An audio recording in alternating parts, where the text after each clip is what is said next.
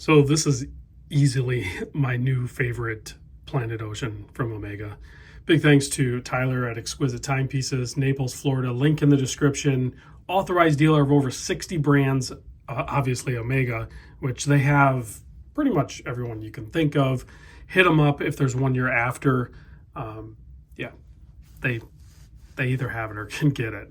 So I do really very much like the creamsicle one, the actual white dial with the orange, like kind of blood orange bezel. That one's in stainless steel. But what I really like about this one, the whole thing is grade 5 titanium. Yeah. So you guys know I like my titanium. So coarse pop of orange on this really plays nice, but it's not overbearing like the white with the orange is very striking. It can be a little bit much. This one's more subtle and just definitely more Planet Ocean in my opinion.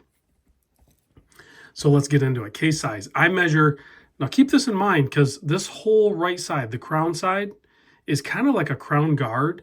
And even with that, from here to here, I measure 43.3. They call it 43 and a half. I measured 43.3. But if you were to exclude the crown guard, if you could, it's going to be a little bit less. Actually, if we measure, what is just the bezel? Out of curiosity. Just the bezel's 42. The measurement that really gets at you is going to be the thickness, but the lug to lug is 49. So those measurements are totally fine with. Now the thickness, that's a tough one to swallow. It's 16 and a half millimeter.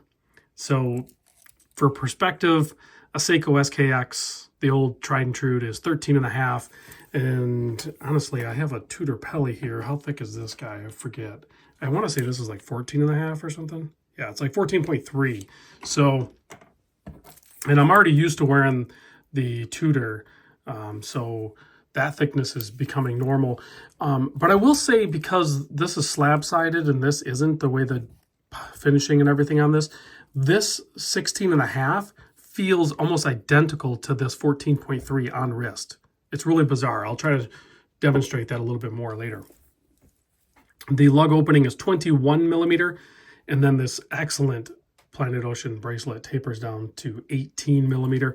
And then, of course, you have the iconic, very simple but practical clasp from Omega with the toolless on-the-fly quick adjust, as well as a dive extension if you so desire to use it. A 7.5 millimeter screw down signed crown. And then, of course, you have your ward up here, your helium escape valve. That's also nice to have it in there. It's just Seamaster or Planet Ocean or any of the Seamaster ones that just, yeah, you could get rid of it. I know a lot of people would love to see that. I personally like it. It's iconic to it just as much as the Lyre lugs is for me. So weight with all of the links, 141 gram. So nice and lightweight for it as well. Price point, it's just over $9,000. And this model's been out a while too. There's also a chronograph version, which I don't even dare to guess what the thickness, that's got to be like 18, 19 millimeter thick. That one's cool as well. But man, if you already can't deal with the thickness of this guy, you're not going to be able to deal with the thickness of the chronograph. The movement inside is the Omega 8900. It is a Metas certified movement. It is basically everything you could possibly want in a movement. It's beautiful looking. It's super accurate. It's anti-magnetic. And it has, for the people that like to travel, if I'm not mistaken, yeah, it's got the quick set hour, which is also how you would adjust the date. So it does not have a quick set date, so that's how you forward advance the date. And then, of course, you can pull it all the way out to adjust the time in its entirety. So very strong crown stem system, zero play, and it is very tough feeling. Really nice legible handset, broad arrow, beautiful finishing on it, kind of a battleship gray or dove gray, whatever you want to call it, on the finishing of both the bezel and the dial.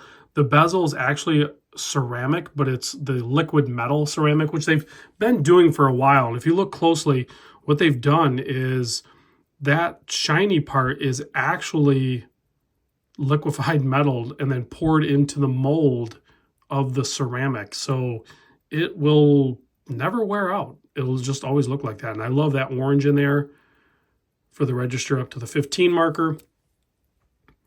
Just as Tudor has the best 60 click, even for titanium, then I will say Omega has the best 120 click in titanium. Listen to this.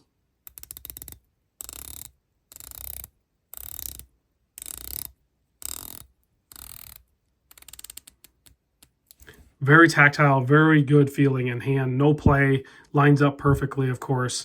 It is a luxury watch. It comes with a luxury price point, so these are all things that we expect from the brand. The pop of orange on this really pulls me in. I love the color combination on this thing for sure. Beautiful finishing. Hefty price point, I get it, but dang, is it a nice watch. It just makes me want it so bad. So here it is next to the left-hand drive Tudor Pelly, and you can kind of see the thickness. It's like, even visually just looking at it, you would guess they're roughly the same thickness.